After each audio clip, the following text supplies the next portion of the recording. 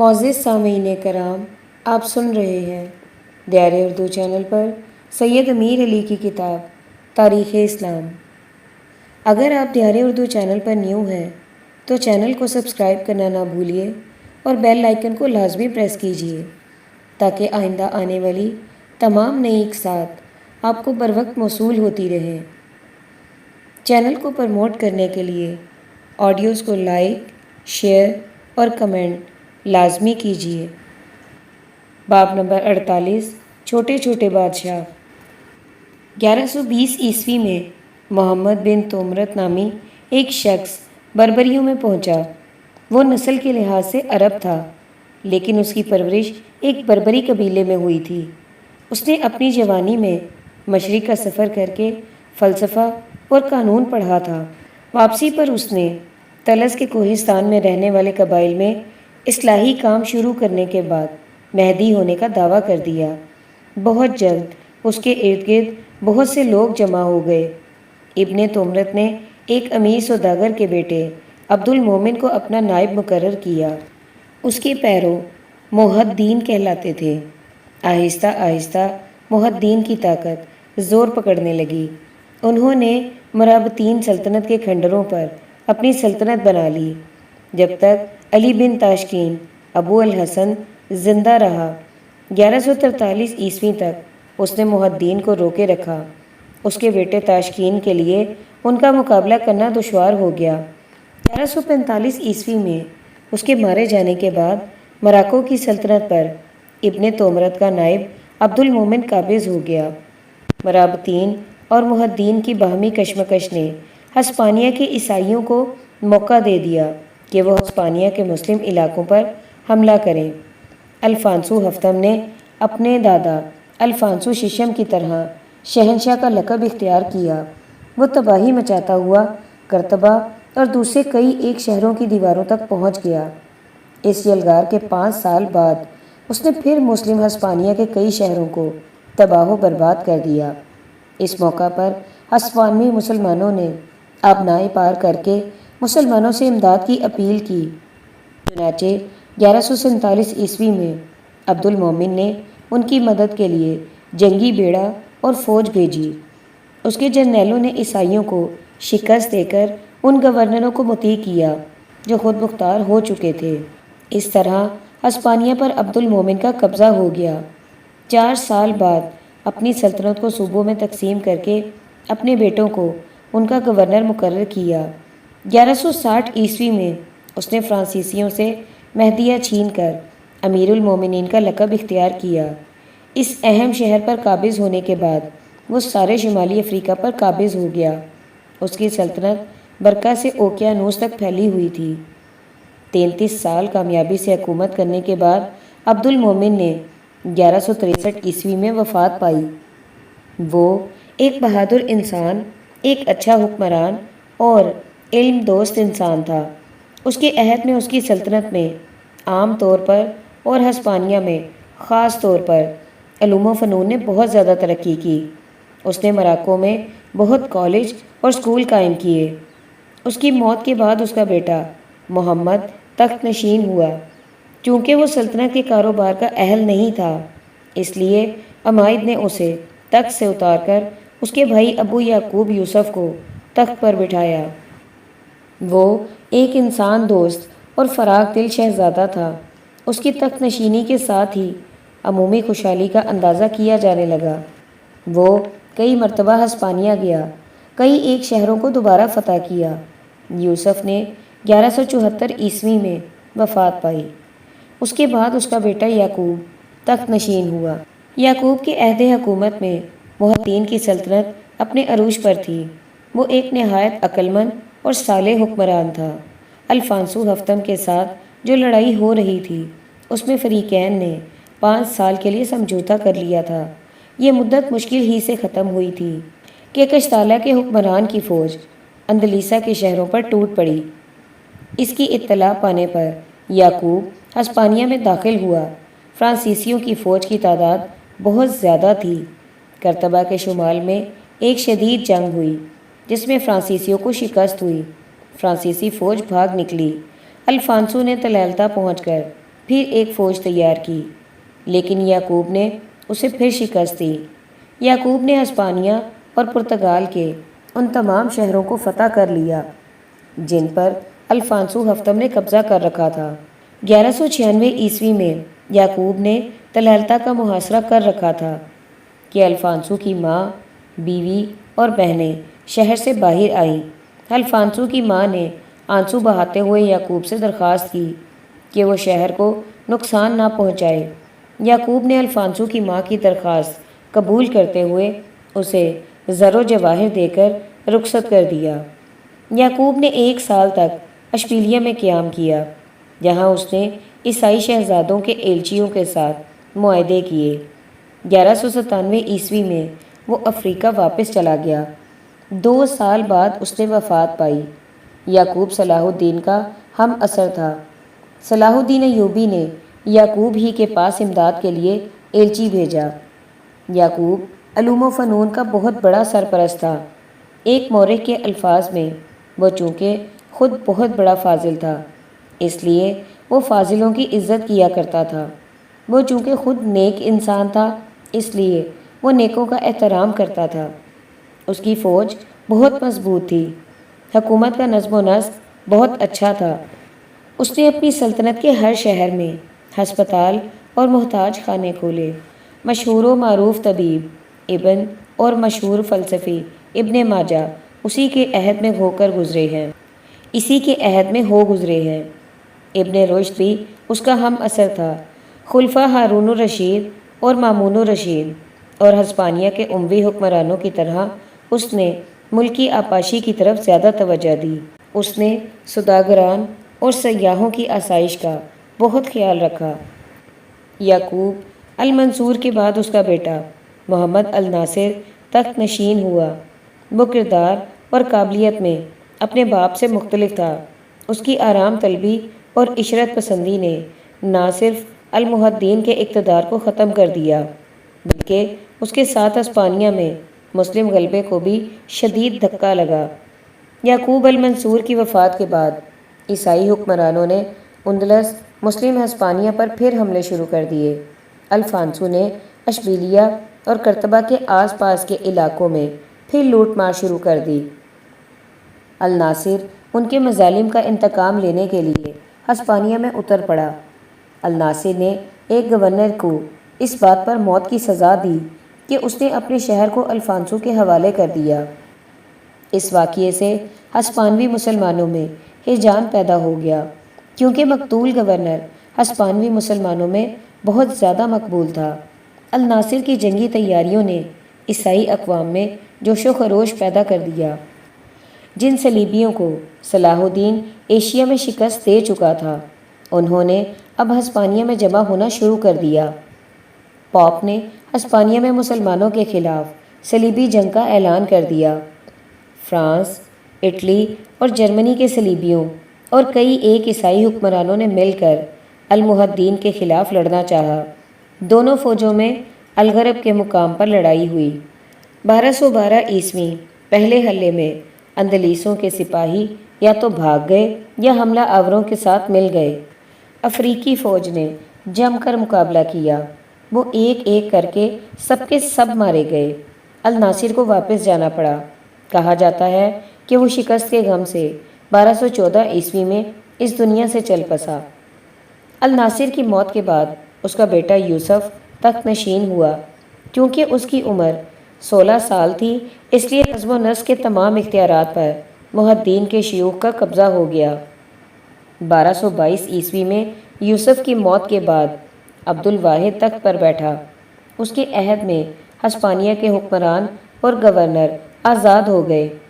دوسرے سال عبد الواحد کے قتل کے بعد المنصور کا ایک بیٹا ابو محمد تخت پر بیٹھا۔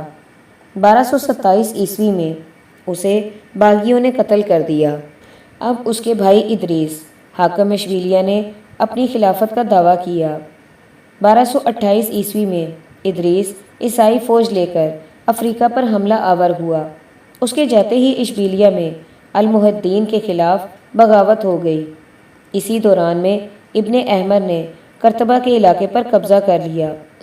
عیسائی شہزادوں نے محدین کے زوال سے فائدہ اٹھاتے ہوئے کئی ایک شہروں پر قبضہ کر لیا۔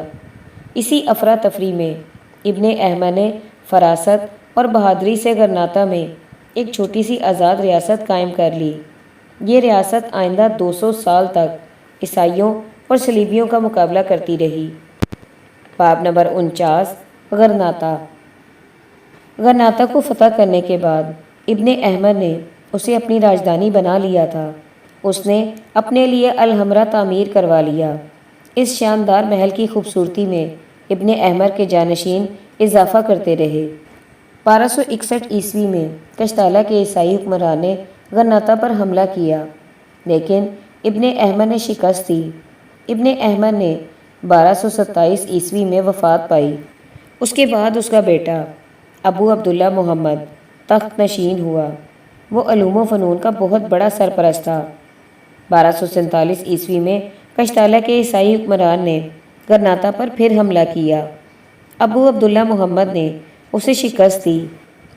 لڑائی میں کشتالہ کا جرنیل دون نونو مارا گیا۔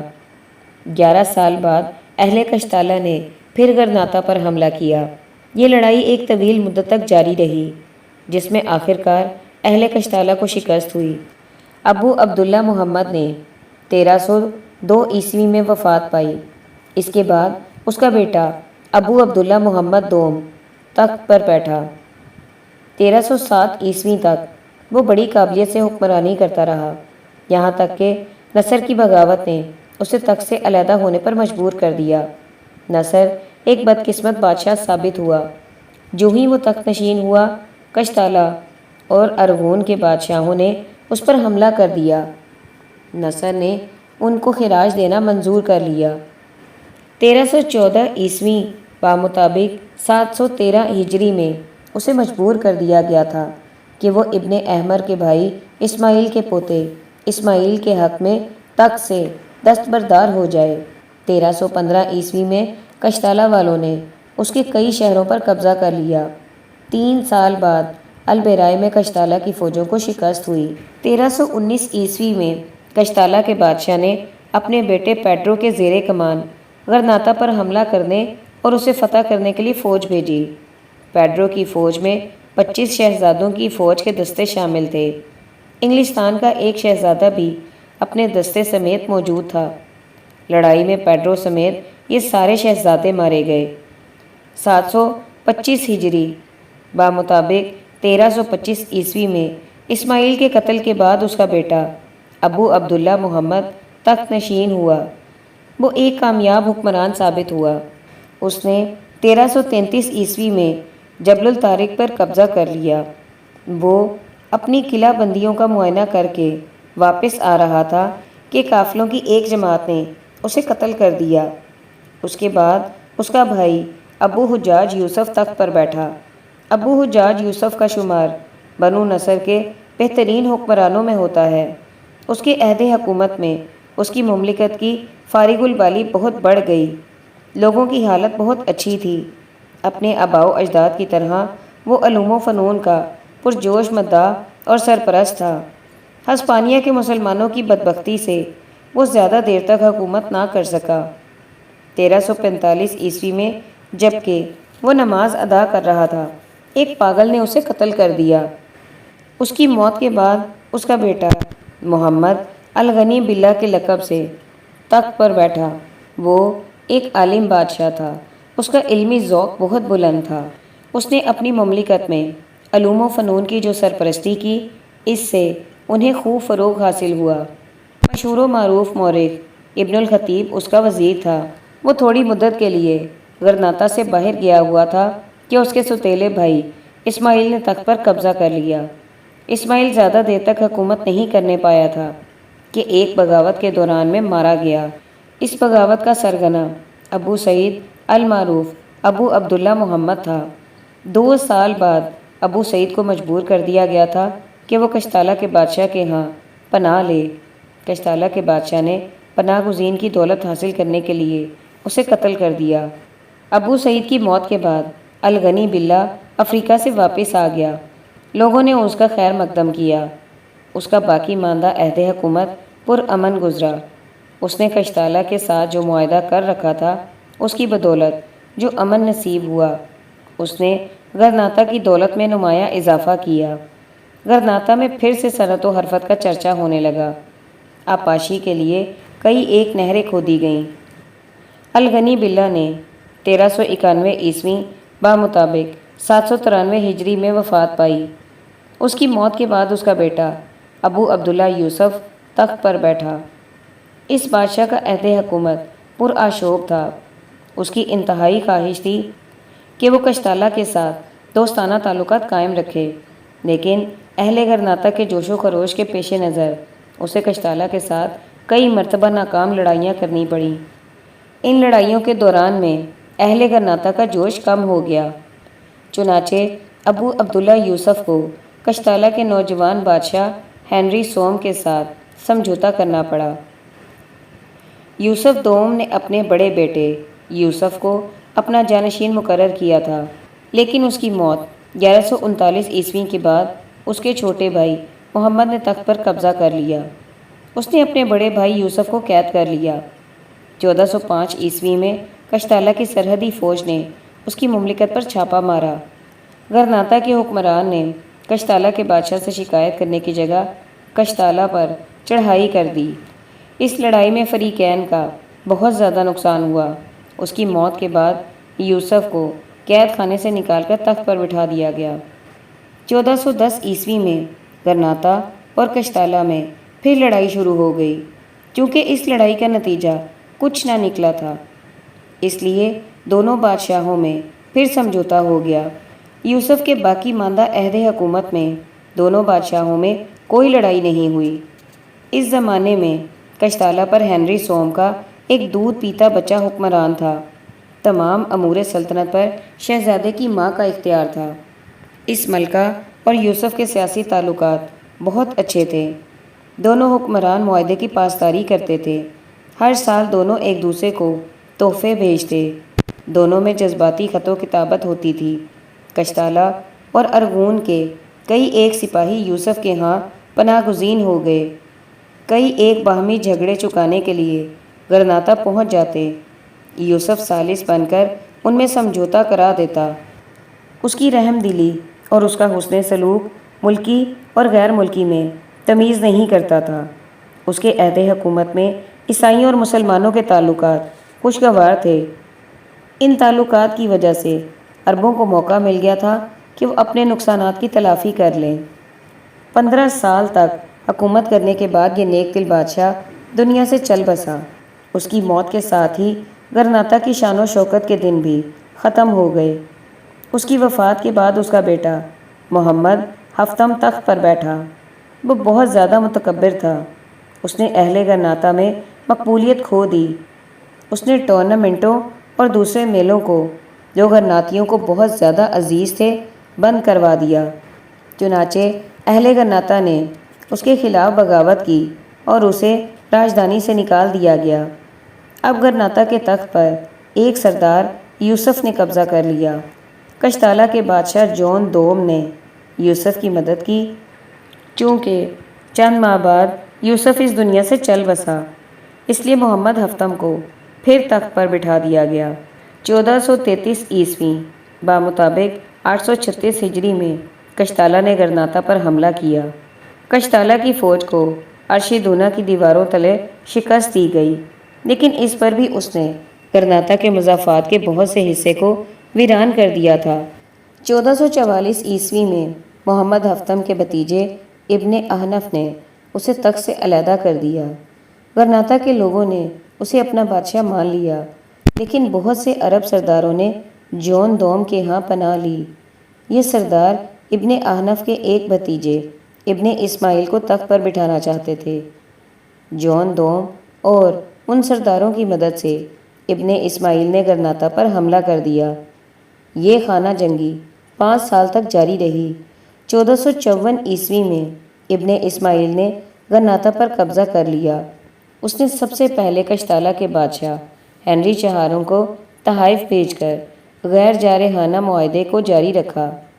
ہنری چہارم نے نہ صرف تحائف لینے سے انکار کر دیا، بلکہ اس نے غرناطہ پر بھی حملہ کر دیا۔ یہ تباہ کن لڑائی کئی سال تک جاری رہی، جس میں عربوں کو بہت زیادہ نقصان اٹھانا پڑا۔ ان کے گھروں کو کھنڈروں میں تبدیل کر دیا گیا، ان کے کھیت ویران اور آپاشی کے ذرائع تباہ ہو گئے۔ کشتالہ کی فوجوں نے ارشدونہ اور جبل الطارق پر قبضہ کر لیا۔ ابن اسماعیل نے اپنی مملکت کو بچانے کے لیے ہنری چہارم کو اپنا حاکم اعلیٰ مان لیا۔ دونوں حکمرانوں میں غرناطہ کے قریب ملاقات ہوئی۔ اس ملاقات میں جو معاہدہ طے پایا وہ اسماعیل کی موت تک جاری رہا۔ باب نمبر 50 آخری کشمکش۔ ابن اسماعیل کے بعد اس کا بڑا بیٹا ابو الحسن تخت نشین ہوا۔ وہ بہت بہادر اور ذہین انسان تھا۔ اگر اسے لوگوں کی متحدہ امداد حاصل ہوتی تو وہ شان و شوکت میں اپنے سے پہلے حکمرانوں سے کسی طرح کمتر نہ تھا۔ اس کی قوم میں پھوٹ پیدا ہو چکی تھی۔ ان حالات میں اس کی مشکلات بہت بڑھ چکی تھیں۔ اس کے بیٹے کی بغاوت نے تباہی کی گھڑی کو قریب سے قریب تر کر دیا۔ 1459 عیسوی میں فرڈینڈا اور ازبیلا کی شادی نے کشتالہ، ارغون اور لیون کی فوجوں کو ایک جھنڈے تلے جمع کر دیا تھا۔ دونوں نے مل کر یہ فیصلہ کر لیا تھا کہ وہ ہسپانیہ سے تہذیب کے آخری نشان تک کو مٹا دیں گے۔ ابو الحسن نے اپنے باپ کا تسلیم کردہ خراج دینے سے انکار کر دیا۔ فرڈینڈا اور ازبیلا کو غرناطہ پر حملہ کرنے کا موقع مل گیا۔ دونوں کی فوجوں نے زہرہ شہر پر قبضہ کر کے اس کی عمارتوں کو گرانا شروع کر دیا۔ اسی موقع پر ایک عالم دین نے غرناطہ کے بادشاہ سے کہا تھا، زہرہ کے کھنڈر ہمارے سروں پر گرنے والے ہیں۔ ہسپانیہ میں مسلمانوں کی حکومت کے دن پورے ہو چکے ہیں۔ کشتالہ کی فوج نے غرناطہ کے ایک قریبی مقام اتما پر قبضہ کر لیا۔ یہ مقام غرناطہ کا دروازہ تھا۔ حفاظتی دستوں نے اگرچہ بڑی بہادری کا ثبوت دیا، پھر بھی اس شہر پر کشتالہ کی فوج نے قبضہ کر لیا۔ اس شہر کی اینٹ سے اینٹ بجا دی گئی۔ جن بچوں اور عورتوں نے جامع مسجد میں پناہ لی تھی ان سب کو قتل کر دیا گیا۔ یوں اتما پر اہل کشتالہ کا قبضہ ہو گیا۔ کل کا ایک بارونق شہر آج گورستان میں تبدیل ہو گیا۔ کل تک جس شہر کے بازاروں میں لوگ خوشی خوشی چلتے پھرتے تھے، آج وہاں انسانی لاشوں کے ڈھیر لگ گئے۔ اتما کے سقوط نے غرناطہ کے سقوط کی راہ پیدا کر دی۔ غرناطہ کی مسلم آبادی پر تنزل و ملال چھا گیا۔ ابن الحسن نے اتما پر قبضہ کرنے کی 2 مرتبہ کوشش کی۔ پہلی کوشش میں وہ ناکام رہا۔ دوسری کوشش میں وہ کامیابی سے ہمکنار ہوا چاہتا تھا کہ اس کے بیٹے ابو عبداللہ محمد نے غرناطہ میں بغاوت کر دی۔ ابو الحسن کی 2 بیویاں تھیں، ایک مسلمان اور دوسری عیسائی۔ ابو الحسن اپنی عیسائی بیوی اور اس کے بچوں کی طرف زیادہ مائل تھا۔ اس پر ابو الحسن کی دوسری بیوی نے ابو عبداللہ کو اپنے باپ کے خلاف بغاوت پر اکسایا۔ غرناطہ کے فوجی دستے اور شہری آبادی کے ایک حصے نے ابو عبداللہ کو اپنا بادشاہ مان لیا۔ ابو الحسن کو غرناطہ آنا پڑا۔ غرناطہ میں خانہ جنگی شروع ہو گئی۔ باپ بیٹے میں جب عارضی صلح ہو گئی تو ابو الحسن نے لوشا اور کانیتی پر قبضہ کر لیا، لیکن ان کامیابیوں سے اسے کوئی فائدہ نہ پہنچ سکا، کیونکہ اسے بتایا گیا تھا کہ اس کے بیٹے ابو عبداللہ نے الحمرا پر قبضہ کر لیا ہے اور اسے بادشاہت کے اختیارات مل چکے ہیں۔ 1473 عیسوی میں فرڈینڈا اور ازبیلا نے لوشا کی شکست کا بدلہ لینے کے لیے اپنی فوجوں کو مالکا پر حملہ کرنے کے لیے بھیج دیا۔ اگر ہم فصلوں کی تباہی، درختوں کے کاٹے جانے، دیہات کو تباہ کیے جانے، چوپاؤں کی چوری اور بے دست و پا انسانوں کے قتل کو کامیابی کہہ سکتے ہیں تو بلا شبہ یہ کامیابی تھی۔ بہت جلد ابو الحسن کے جرنیل رضوان نے ان فوجوں کو شکست دی۔ عربوں کے لیے کامیابی کے امکانات ختم نہیں ہوئے تھے، لیکن ابو عبداللہ کی غداری نے تمام حالات کو بدل دیا۔ اس نے لوشا پر حملہ کر دیا لیکن شکست کھائی۔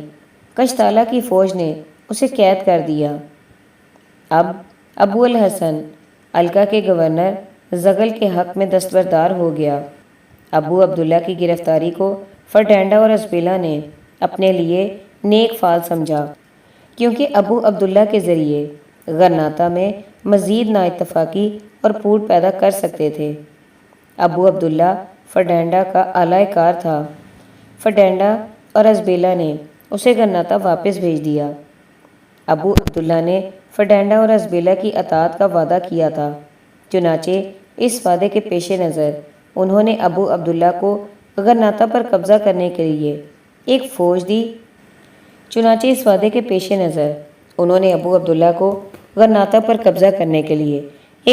دی۔ غرناطہ میں پھر خانہ جنگی شروع ہو گئی۔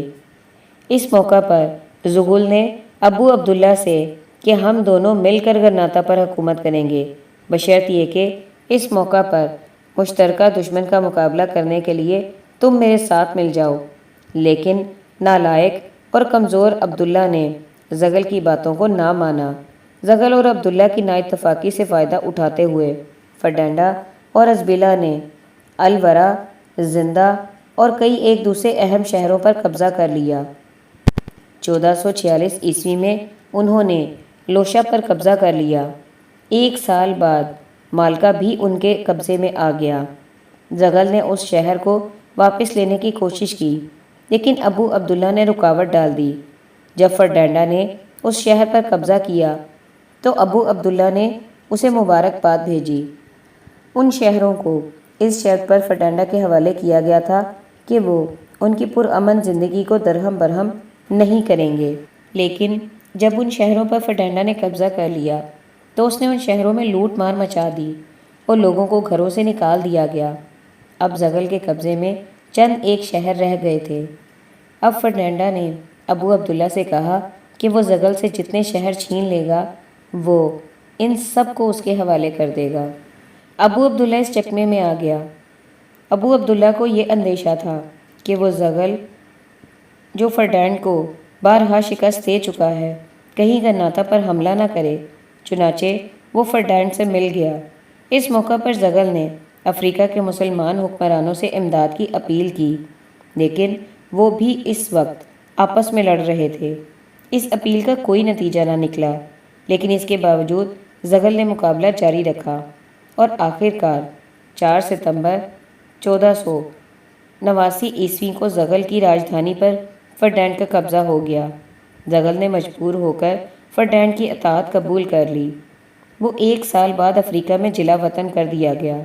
اب غرناطہ اور اس کے مضافات کے علاوہ عربوں کے پاس ہسپانیہ کا کوئی حصہ نہیں تھا۔ اب عبداللہ کی آنکھیں کھلی۔ فرڈینڈ اور ازبیلا نے ابو عبداللہ سے مطالبہ کیا کہ وہ غرناطہ کو ان کے حوالے کر دے۔ ان کے انکار کے بعد فرڈینڈ نے غرناطہ کے مضافات کو تباہ و برباد کرنا شروع کر دیا۔ یہ تباہی مچانے کے بعد فرڈینڈ کرتبہ چلا گیا۔